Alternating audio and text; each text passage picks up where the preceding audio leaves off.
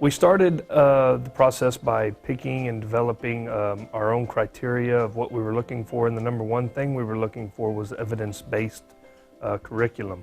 We wanted to make sure that we researched evidence-based materials that were adequate for our population.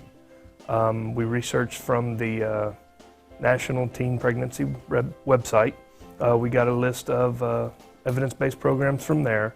And then as a staff, we sat down and we kind of compared and contrasted and looked to see what in our criteria that those met.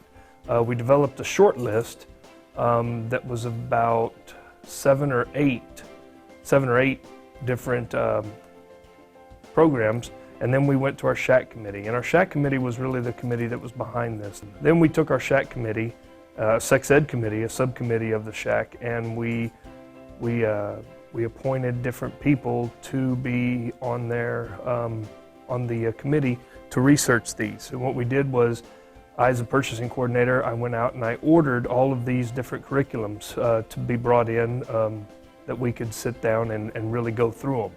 And so we divided up into 6 different groups, and each group rotated the curriculum on a weekly basis. So every week they had to rotate. We narrowed it down from the short list to an even shorter list. And we selected a few people out of the sex ed committee to go over these few programs with a fine-tooth comb. We looked at wording, we looked at pictures, lessons, anything that we thought may be controversial.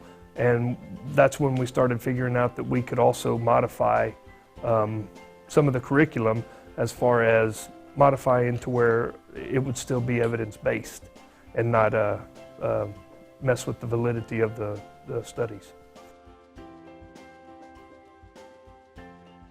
When we started researching the different curriculums and making phone calls and bringing things in, you know, obviously I got very close with some of the authors. You know, we went as far as talking to authors about what's your intentions, what are your audiences, who are you trying to reach, what if we worked this in a different direction, could we make this work? The vendors that contacted us, you know, as soon as we talked about evidence-based curriculum, they knew that they do have an evidence-based or they don't, and they knew what would fit our school district. You know, we gave them the demographics, we gave them the size. The main thing that we ran into problem-wise was time constraints within our high school classrooms.